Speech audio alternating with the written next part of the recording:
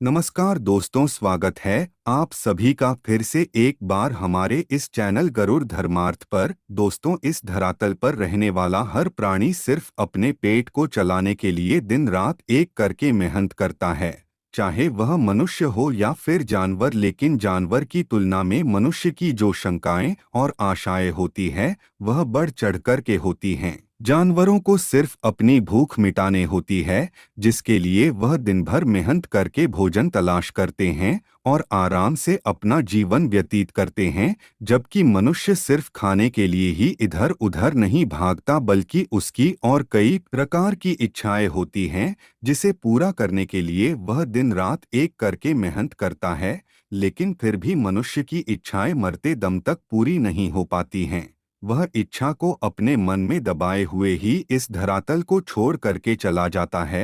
वैसा ही सब कुछ नहीं होता, लेकिन इस धरातल पर अपने आप को एक बेहतरीन जीवन प्रदान करने के लिए पैसा सबसे बड़ी चीज मानी जाती है, क्योंकि पैसे के माध्यम से ही आपको भौतिक सुखों की प्राप्ति हो पाती है। बिना पैसे के आप किसी भी प्रकार के कोई भौतिक सुख को प्राप्त नहीं कर सकते। आपको बता दें कि इस धरातल पर रहने वाला हर मनुष्य अपने कर्म के आधार पर ही फल भोगता है। वर्तमान समय में जो जितना ज्यादा अमीर है वह पिछले जन्मों का उतना ही ज्यादा पुण्यकर्मी आत्मा है, और जो जितना ज्यादा गरीब है वह पिछले जन्म में किसी भी प्रकार का पुण्य का कार्य नहीं करके आया है, जिसकी वजह से उसे वर्तमान समय में गरीबी का मुंह देखना पड़ रहा है।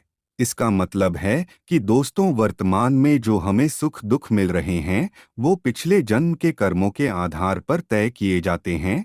पिछले जन्म के कर्म के हिसाब वर्तमान में गर्भ के समय ही आपकी तकदीर लिख दी जाती है। गरुड़ पुराण में बताया गया है कि पिछले जन्म के पुण्य कर्मों के कारण यह कुछ खास प्रकार के सुख व्यक्ति के जीवन में अवश्य ही उसे प्राप्त होते हैं। जी हाँ दोस्तों, आज की इस वीडियो में हम आप लोगों को 6 ऐसे ही सुख के बारे में बताने जा रहे हैं जो जन्म से पहले ही निर्धारित होता है, यानी कि जन्म से पहले ही यह 6 प्रकार की सुख हमारे भाग्य में लिख दिए जाते हैं।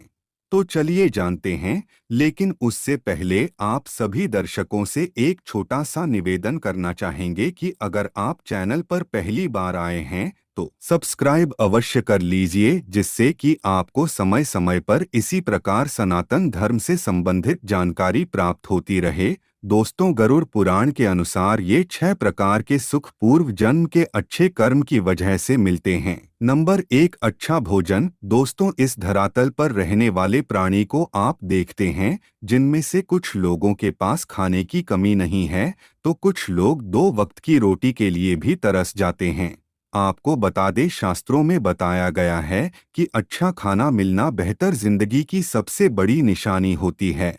भाग्यशाली लोगों को ही अच्छा भोजन प्राप्त होता है।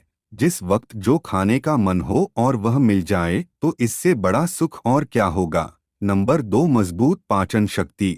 दोस्तों, उत्तम भोजन मिलना ही सब कुछ नहीं होता, इसे पचाने की शक्ति भी होनी चाहिए। कई बार हमें अच्छा खाना तो मिल जाता है, लेकिन चाहकर भी हम उसे खा नहीं पाते। जैसे बीमार व्यक्ति अच्छा भोजन ग्रहण करने की क्षमता नहीं रख पाता क्योंकि उसकी पाचन शक्ति कमजोर होती है। वो लोग भाग्यशाली होते हैं जिनमें खाने के साथ पचाने की क्षमता भी होती है।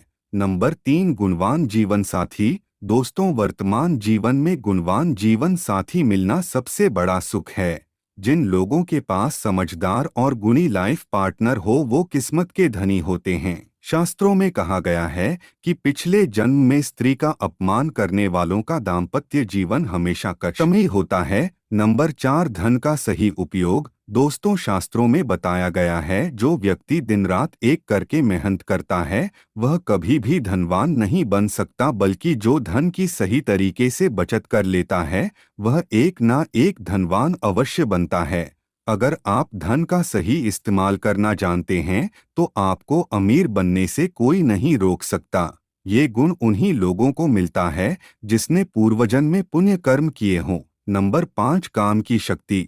दोस्तों, सुखी वैवाहिक जीवन के लिए अच्छी काम शक्ति का होना जरूरी है। शास्त्रों में बताया गया है किस्मत वालों को ही काम की शक्ति प्राप्त होती है, लेकिन व्यक्ति को खुद पर इसे हावी नहीं होने देना चाहिए। शास्त्रों में बताया गया है कि काम के वश में रहने वाला व्यक्ति जल्दी बर्बाद हो जाता है। नंबर 6, दान करना। दोस्तों, इस कलयुग में धनी लोगों की कमी नहीं है, लेकिन दान देने का स्वभाव बहुत ही कम लोगों में होता है। दान करने से कभी भी धन की कमी नहीं होती। जो जितना ज्यादा दान करता है उसका धन उतना ही बढ़ता जाता है, ऐसा हमारे शास्त्रों में बताया गया है।